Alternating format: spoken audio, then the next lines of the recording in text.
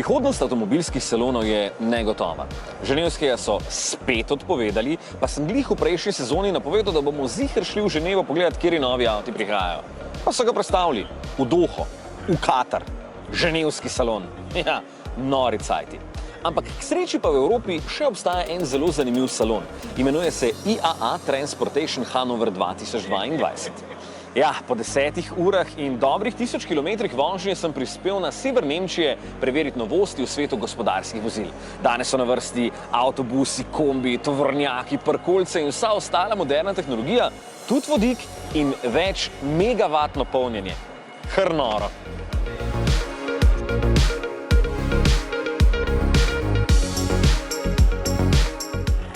Ko sem Mateju prvič povedal za tole zadevo, mi ni verjel. In sicer podjetje Paxos je izdelalo poseben vtič, s katerim lahko polniš električni avto oziroma tovornjak z močjo od 3 do 12 megavatov.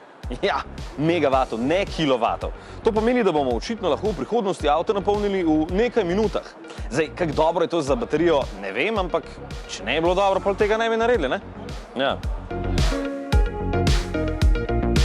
Tovorna vozila se bodo očitno v prihodnosti zelo zanašala na vodik. Vsaj tako napovedujejo. Podjetje Air Products pa je že zdaj napovedalo, da bodo prihodnje leto v Rotterdamu v pristanišču postavili ogromno polnilnico za vodik. Evo ga, tule je že eden. Renault je skupaj s Hibio razvil tole gorivno celico, ki poganja tale bus tule za mano. V bistvu generira elektriko za baterijo, ki pogoltne 33 kWh in poganja elektromotor z močjo 57 kW. Pri Linde pa napovedujejo revolucijo glede vodikovih polnilnic in sicer pri njihovi prilagodljivosti. Takšno, kot potrebujete, takšna bo na voljo, pa naj bo mala ali pa velika. No, ta je mala. Ful mala.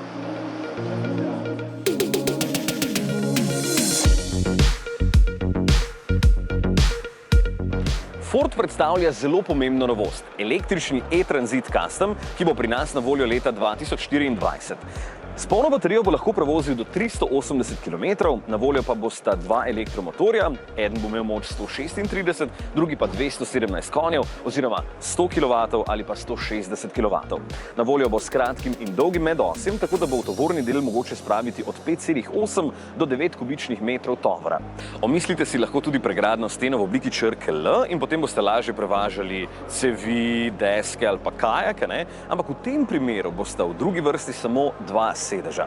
Zanimiv mi je še volan, ki se prekucne, da lahko potem na njem, ne vem, pojeste malico ali pa na laptopu napišete kak delovni nalog.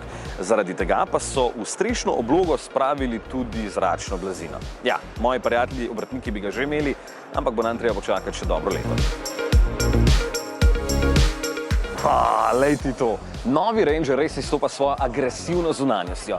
Zdaj je 5 cm širši in 5 cm daljše medosje, tako da bo tudi vožnja lahko malo bolj udobna. Za premikanje pa bo skrbelo nekaj že znanih motorjev. Pri nas 2-litrski turbodizelski 4-valjnik, na drugi strani luže tudi 2,3-litrski turbobencinski 4-valjnik, 3-litrski turbodizelski 6-valjnik, ki ima nov 10-stopenjski samodejni menjalnik. Zdaj, v notranjosti je ful več boljših materialov, digitalni merilniki so pred voznikom, zaslon multimedije v diagonalo meri od 10 do 12 palcev, tako da res fajn zgleda, pri nas pa bo prihodnje leto. A veste, kaj je pa sploh pomembno pri transportu in logistiki? Ja, gume! Morajo biti take, da nudijo najboljši oprijem, da se čim manj obrabijo in da pomagajo pri manjši porabi goriva. In takšne so te demonstrativne pneumatike, ki jih tukaj predstavlja Goodyear na tem novem DAF-u XF na vodik. Ne samo, da si zaslužijo oznako A pri porabi goriva, ampak so izdelane iz 63% materialov iz obnovljivih virov. Za izdelavo so uporabili različne saje, potem klasično olje so nadomestili z repičnim oljem, zato ker želijo pri Goodyearu do leta 2040 povsem opustiti olje iz nafte. Zdaj, običajno pneumatikam dodajo kremen za izboljšanje oprijema in tega so tukaj pridobili, tale kremen, iz pepela lupin riževih zrn, ki bi ga sicer odpeljali samo na smetišče. Pa seveda zagotavljajo potem majhen kotalni opor in so v celoti obnovljive. Res zanimivo, ja. In v kratkem jih bomo verjetno lahko videli tudi na avtomobilih. Pri Volkswagenu pa priznam, da sem najbolj čakal na novi Amarok, ki je še vedno lahko delovni stroj, očitno tudi rešilc, ali pa tak premijski s finimi materiali, pa še precej več zabavnih in varnostnih tehnologij ima. Novi Amarok zdaj v dolžino meri 5,35 metra in na tovorni del sprejme 1,16 tone tovora. Fino, ne? Pa še streho lahko obremeniš z do 350 kg za strešni šotor in podobne zadeve. Ne? Na voljo bo več različnih motorjev z močjo od 110 kW, torej 150 konjev, do 222 kW, kar sta 302 konja, kar pomeni, da bo kar letel. Na obliko priznam, da se bo mogel še malo navaditi, bo pa novi Amarok na voljo z res dolgim seznamom dodatne opreme, na voljo bodo različne izvedbe, LED luči, zabavna tehnologija, mislim, še bi lahko našteval, na voljo pa bo zgodaj prihodnje leto. Amarok, veš? Amarok, ne? Ja.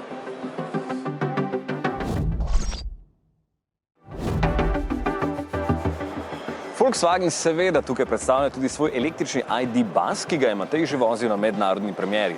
Ampak ne takega, tole je koncept, kako bi izgledal električni rešilec, tam v zadnji bi pa očitno lahko delali noter še sladoled.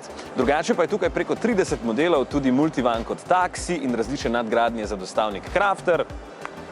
Tako da je kar nekaj za videti.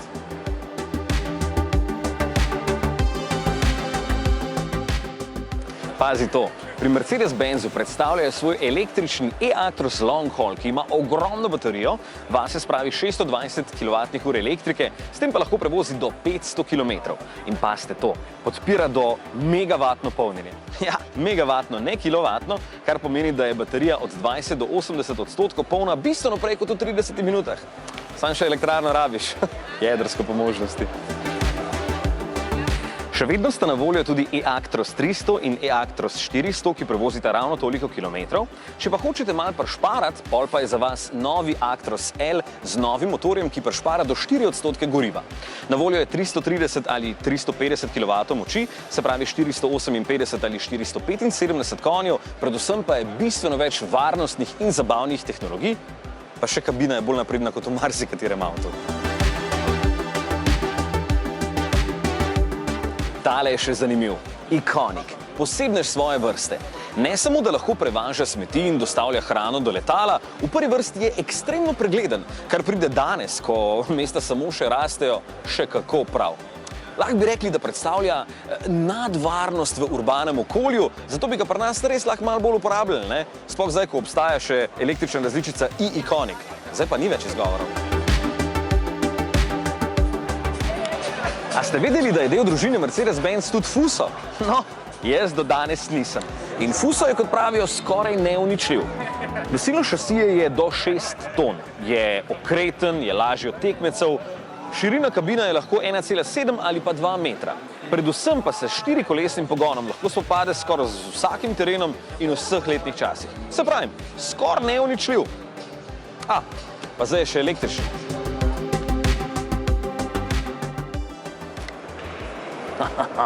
Tole so pa ziher mokre sanje nekaterih naših politikov, da bi lahko na ekološki način preganjali protestnike.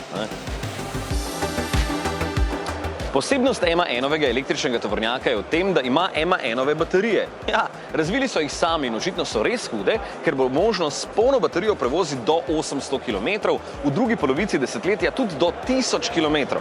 Wow! Na voljo bo od 200 kW do 350 kW moči in pa baterija bo pogoltnila od 200 do 500 kWh elektrike. Pri Continentalu me vedno znova presenetijo, ker zdaj že vsi vemo, da naj proizvajajo samo gumb, ampak dejansko tehnološke rešitve za vse možne industrije. In danes mi je recimo v oči padel tale tekstil, ki ga proizvajajo za skoraj vse avtomobilske proizvajalce. Tole so dejansko sedežne prevleke in tale je zelo podobna usnju, pa je bistveno bolj trpežna in pa trajnostna. Tale ima recimo na notranji strani odtisnjene grelne nitke in se ekstremno hitro ogreje, pol imate tule še ambientalno osvetlitev, tale recimo sveti, malo bolj prosojna in čist možno je, da boste nekaj od tega imeli vi v vašem naslednjem novem avtu. Zelo zanimiv podatek je še to, da pri Continentalu na leto proizvedejo kar 190 milijonov kvadratnih metrov tega materiala. Tole pa sploh še ni vse. Tamle so recimo razvili nek poseben material za tla, take vinilne plošče, ki se prilagajajo neravnim površinam. Noro.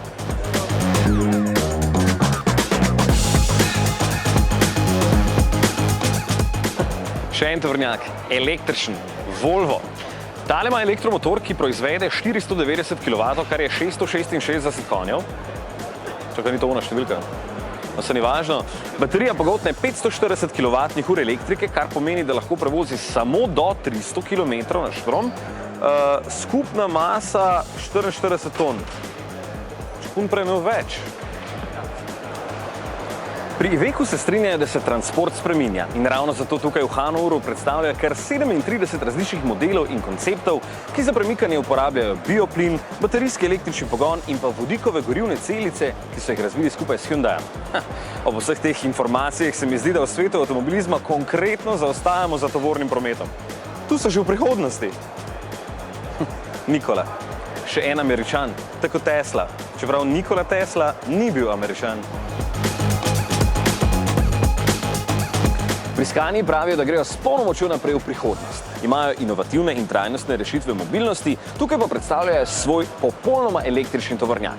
Zasnovan je za skupno maso do 64 ton, premore moč 410 kW, kar je 560 konjev, baterija pa pogoltne, pazi to, 624 kWh elektrike.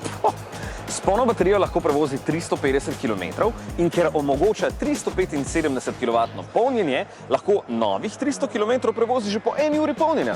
Fino, ne? No, če bo vse po sreči, bo na voljo že prihodnje leto. Tule so baterije, ne? Tu spodaj, no.